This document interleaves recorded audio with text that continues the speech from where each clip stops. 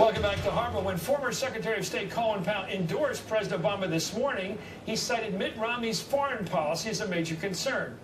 This Monday, we saw Romney present himself as a moderate, emphasizing peace and diplomacy.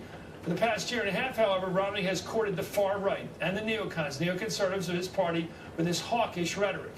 Well, Secretary Powell pointed out today the obvious. It's not clear who exactly we would get if Romney were elected, the moderate or the neocon. Powell also praised President Obama's handling of foreign policy over the past 4 years. Let's listen.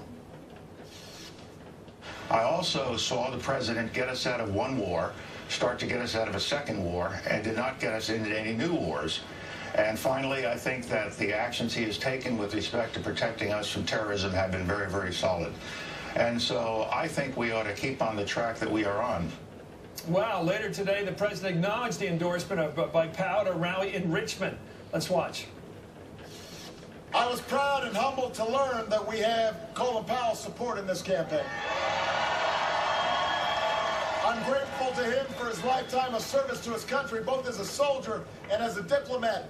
And every brave American who wears this uniform of this country should know that as long as I'm your commander-in-chief, we will sustain the strongest military the world has ever known. Secretary Powell remains one of the most respected names in politics, of course, across party lines. Will his endorsement matter?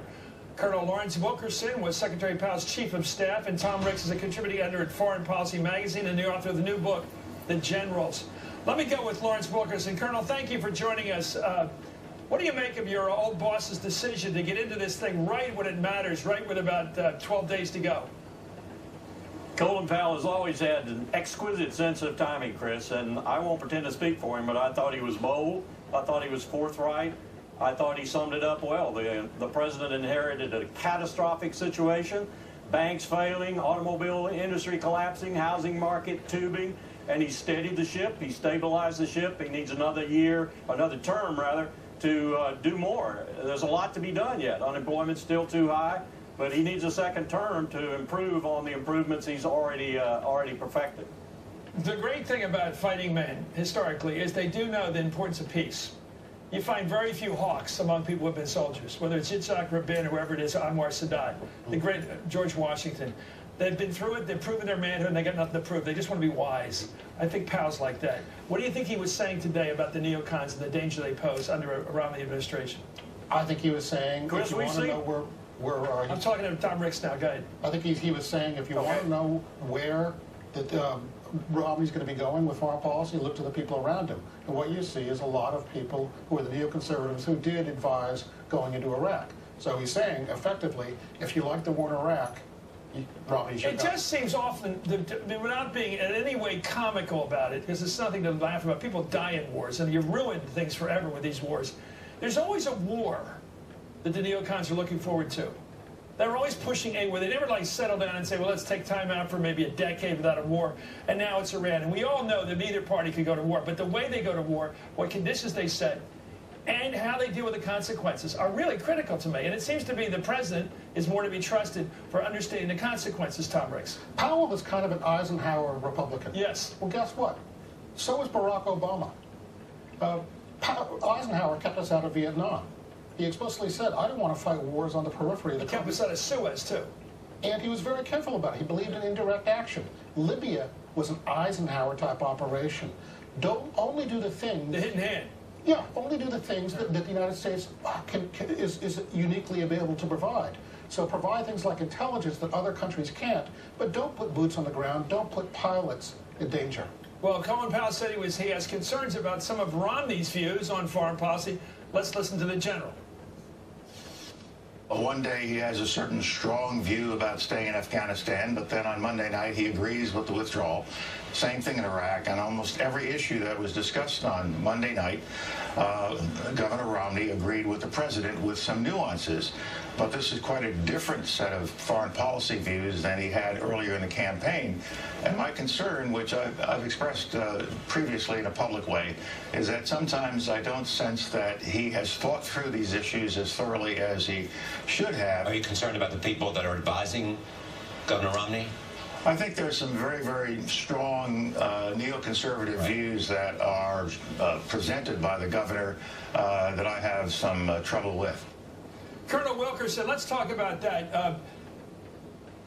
Secretary Powell, when he looks back at the Iraq War and his role in justifying it before the United Nations, what do you think he's thinking right now? Well, Powell and I have seen these people before, the John Boltons, the Doug Feiss, even the Donald Rumsfelds and the Dick Cheneys. And we've seen them with an inexperienced president, and we've seen what they can do, lead the nation to war, a war that was unnecessary, as Richard Haas characterized it. And I'm very worried, as I think Powell was saying, and I'll say it even more candidly and frankly than he did.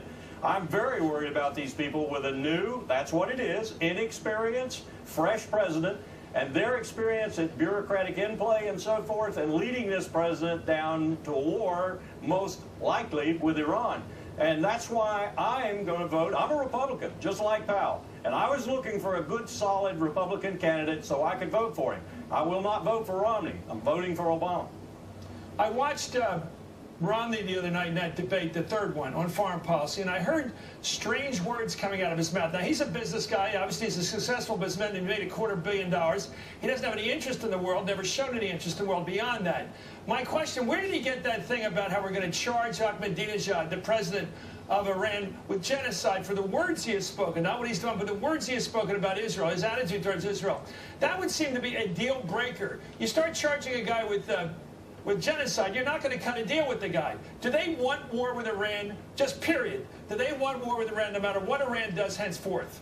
Colonel, the neocons.